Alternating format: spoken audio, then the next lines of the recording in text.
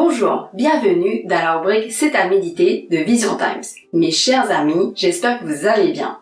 Dans cette vidéo, nous allons aborder les valeurs d'un gentleman à travers la peinture chinoise et leur évolution au fil du temps. Dans les anciens tableaux chinois, on retrouve souvent 4 fleurs. Les amis, si vous aimez nos vidéos, c'est le moment de liker, de partager et de vous abonner pour ne pas rater les prochaines vidéos.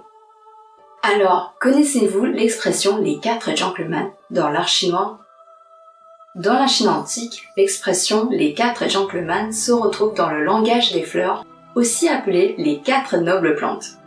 Elles correspondent dans l'art chinois aux plantes suivantes: le prunier, l'orchidée de Chine, le bambou et le chrysanthème.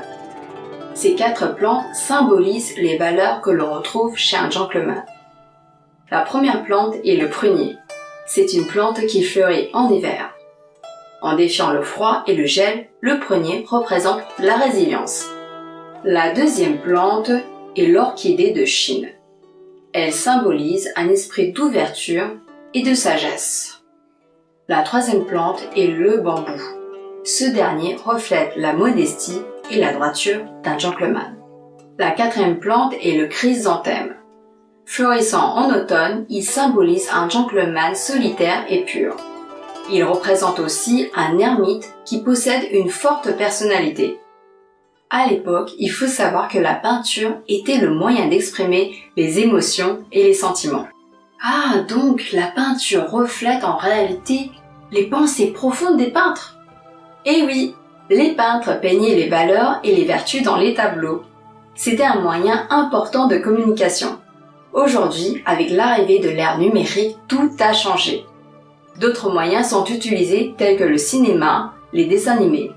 Mais le visuel reste le principal outil pour transmettre des idées. Mais alors, les valeurs d'un gentleman sont-elles les mêmes qu'auparavant?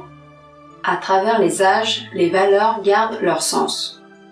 Mais aujourd'hui, elles sont fragilisées par le nouveau mode de pensée de l'homme, qui est souvent dans l'ignorance et peut-être dans l'indifférence.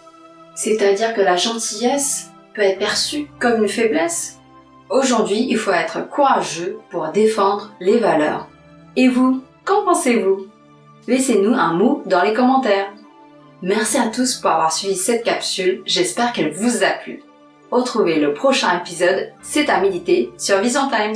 Bye bye!